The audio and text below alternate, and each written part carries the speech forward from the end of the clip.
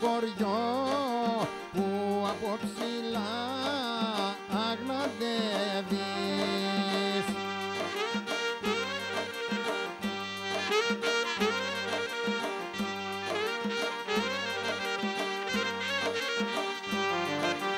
Που έχεις για καμάρι σου τις πιο μορφές κοπέλες.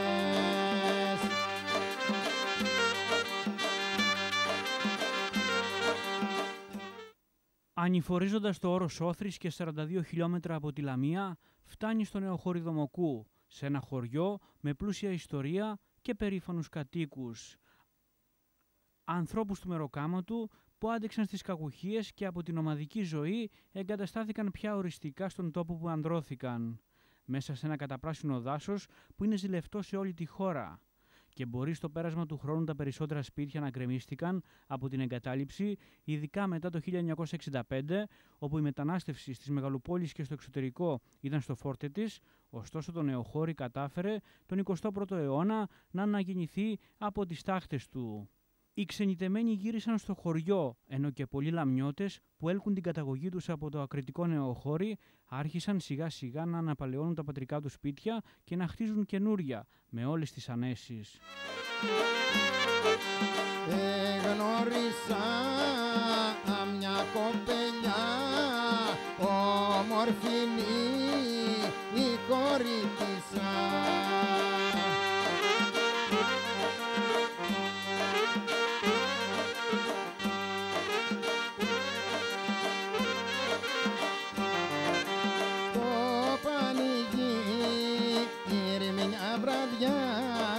Και την αγάπησα τρελά. Ο Δομοκός, σύμφωνα με τους αρχαιολόγους, αποτέλεσε μέλος της Αιτωλικής Συμπολιτείας, ενώ το νεοχώρι ήταν ενταγμένο στο ξακουστό βασίλειο της Μελιτέας. Η μυθολογία θέλει τους Τιτάνες να κατοικούσαν στο όρος Όθρης και να εκτόξευαν πέτρες εναντίον των θεών του Ολύμπου για να τους εξολοθρεύσουν. Το 1881 η περιοχή του Δομοκού ενσωματώνεται με την υπόλοιπη Ελλάδα, μετά από την τουρκοκρατία, ενώ τα παλικάρια του χωριού έδωσαν το παρόν στους Βαλκανικούς πολέμους και μετέπειτα στον Δεύτερο Παγκόσμιο Πόλεμο με αρκετές απώλειες.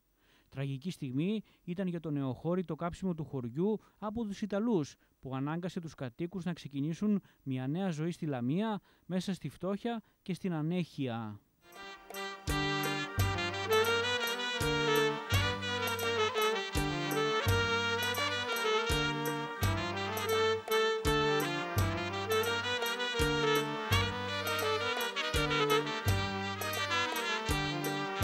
Χωριό μου δεν σε ξεχάσα κι αν γεράσα αχ στα ξένα.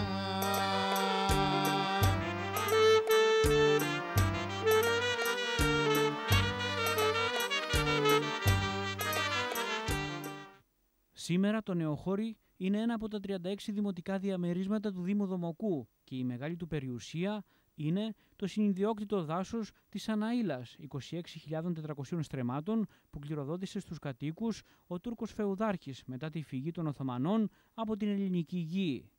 Ακόμη πιο μεγάλη όμως είναι η κληρονομιά των προγόνων που δίδαξαν στους τωρινούς κατοίκους του νεοχωρίου τις ηθικές αξίες. Κι από εκεί θα πάω στη Μέγκο για να πιω κρύο νερό και θα βγω στη Σαναήλα λίγο να ξεκουραστώ.